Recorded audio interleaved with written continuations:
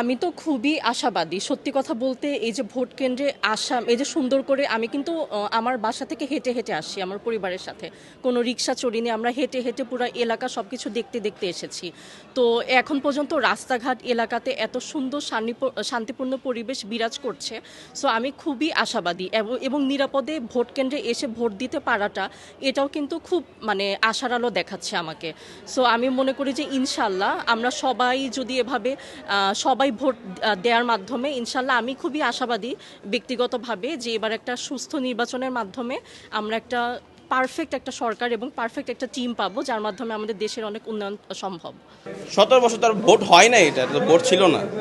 এখন তো ভোট হচ্ছে, তো সবাই জানে, আমিও জানি, দেশের সবার জনগণ জানে যেটা ভোট হচ্ছে। সবাই দাদার মতো নিজের মতো করে ভোট দিতে পারতেছে। আমি আমার জীবনে প্রথম ভোটে সুন্দরভাবে দিতে পারতেছি, এটা আলহামদুলিল্লাহ, শুকরিয়া গেছে আল্লাহর কাছে, যেটা হয়তো আগে দেখিনি।